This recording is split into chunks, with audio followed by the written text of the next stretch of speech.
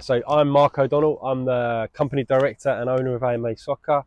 Company started about 2 years ago. We have been working in lots of schools, lots of different clubs, lots of different areas for the last couple of years. But my coaching journey actually began back in the 90s. So my dad was a football coach, a football player, and then a coach, mainly just for grassroots football teams. So he obviously coached my team when I was young. And I started coaching with him when I was about 16 years of age. So quite young, still played obviously as well, but coached a lot. And I went to America when I was 16 and coached in America. So I did summers when I was 16, 17, 18. Obviously it was a different world back then. There wasn't any internet. But I had a great time coaching. Coached a lot of girls football as well, which kind of set me on the pathway to where I am now, I think, because I got exposed to coaching a lot of girls football. Loved it. Coached in Dallas, Texas. Worked with lots of different companies. There was other British coaches there with me as well. So we partnered up and coached together. So I worked with a more senior coach, obviously, because of my age. But got exposed to a lot of different practices, a lot of different playing styles, a lot of different opportunities there. Made some great friends who I'm still in contact with now. And loved it, and can highly recommend coaching in America as a really, really good place to add to your coaching CV. Nice.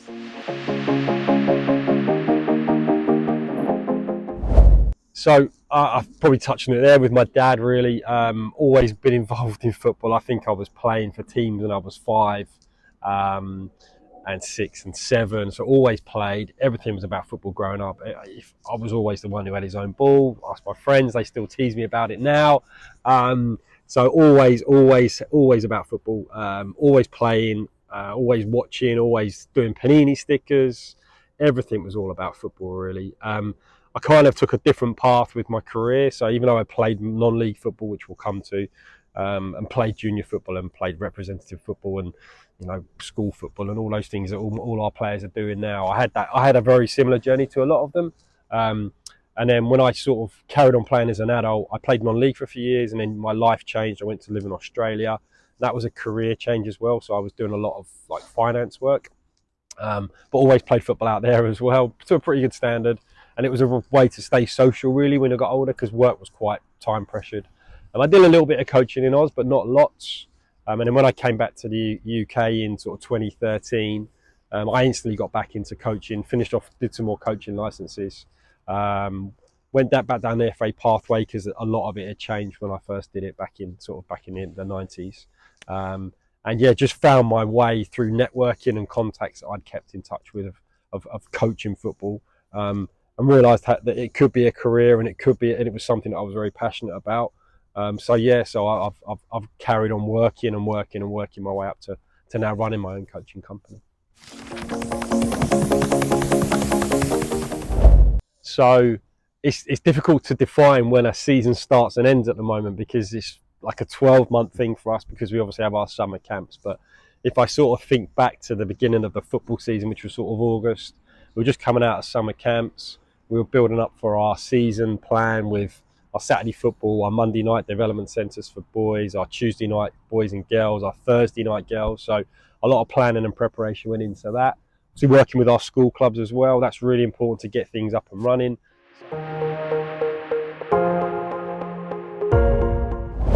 So if I think back to September, we had a huge event, which was FAYE coming in. So she came into one of our schools in STOKE POGES. The school had actually, because of AMA Soccer's role with their football clubs and their football teams, principally the girls' football team, we were able to win them a prize of a brand new football kit. We set the questions for FAYE when she came in for the interview. Worked with the guys from Panini, who were fantastic. Worked with the ESA, they were equally brilliant. And then the FA got involved by bringing this England legend player, Faye White, who, if you don't know who she is and you haven't seen our social channels, go and check it out, because she's an incredible person. Still very active in the game, still very active in the media. So the school actually asked me to do the interview on the day, which was brilliant, from not just for me personally, but for AMA Soccer to be given that responsibility. So we interviewed her in front of the whole school. It was just going to be a few pupils. Then it just evolved into being a whole school assembly. So that was a very, very good way to start the season in September with that. At the same time, we were also getting involved in the futsal leagues. So our under 30, under 12 boys. I can say I'm under 13 because I'm under 30 now, but our year 7 players were in the futsal team. So we played a futsal competition which was primarily based in High Wycombe Leisure Centre. It's 2 separate weekends of 5 matches each weekend, and then if you qualified through there, top 4 went into a playoff place for a medal. So we played the final, we won it. Fantastic achievement for those guys. A lot of them hadn't played much futsal before. The league they played in was the right league. There was some stronger teams in there. We had games that were like 10-9 and fantastic times. So I'm very, very proud of those boys and what they achieved. We went back in and played some more futsal later in the season, got to another final, and we played against the Gerrards Cross team, who we also coached most of those boys. So another fantastic part of the season for us was watching principally sort of 14 AMA soccer players in a same final playing against each other. Unfortunately, the AMA soccer team lost, but the Gerrards Cross boys won. They won't hesitate to tell you that they absolutely milked it on the day, which was brilliant to see. Tough for my boys, but equally happy for the other team to play. So that was another achievement. I think it was around September, October, just flashing back to the girls' football, that about 4 of our AMA soccer players who'd come through our AMA soccer Saturday morning sessions on the girls and to play for Gerrards Cross FC. They were invited into some trials with Oxford and all was successful. So they've all been playing for Oxford for the whole of this season. Another massive feather in our cap. It was such a big moment for us. It's quite a young company to have 4 such talented girls, and they're all really talented players. They've all got different skill sets, different attributes, but put them together and they make a really, really good hub of a side. So to watch them go and play and hear about their journey and stay in touch with their parents and see those girls come into our camp still and let us know how they're getting on and see them walking around with their Oxford kit at matches and stuff.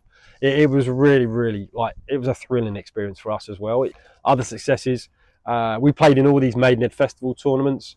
Mixed results really, but I think from a development perspective, if you watch them through the half term into the summer term, into the Easter term, into the winter term, lots and lots of progression, lots of important achievements in there in terms of milestones met in like facing up to challenges against better players and competing more, being more successful, scoring goals in those events. The under 7 boys as well. So on a Saturday morning, we've been coaching some of these boys since they were 4 and 5. So back in October, we spoke to our partner club, Gerrards Cross and Former, about creating a team for them. Spoke to some parents, they expressed some interest.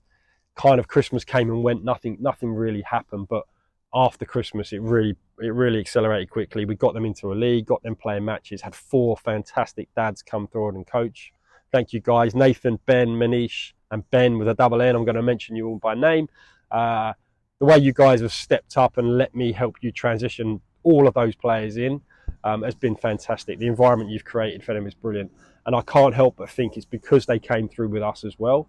So with myself, Coach Ollie, Coach Jake, Coach Kieran, Coach Daniel on a Saturday morning, Monday nights, these boys have started coming into our Monday night session. And that really is our model. A lot of our model is come in on a Saturday. If you want some more coaching, then come on Monday night. We'll give you some even more coaching, but a slightly different feel to it, a bit more technical against better players, and you should improve quicker.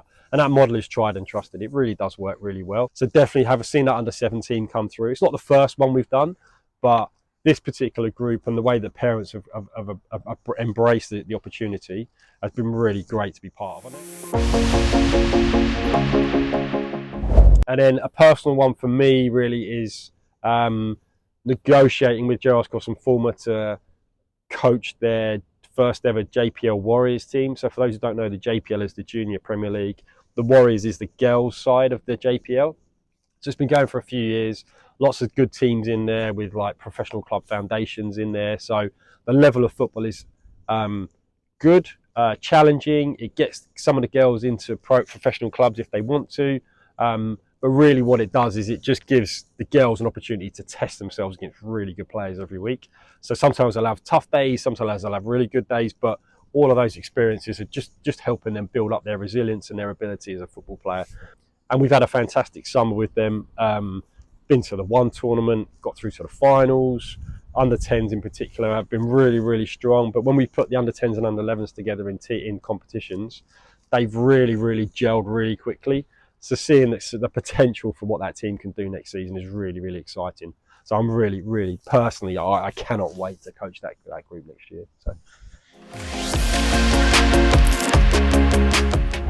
So the next season is our will be our third year as a company, really. So historically, the way I've looked at businesses I've worked with and worked in my other finance roles and my other coaching roles, is year 3 is the year where you've had the first 2 years of trying to work out what your identity, what your brand is, what sort of culture you want to have.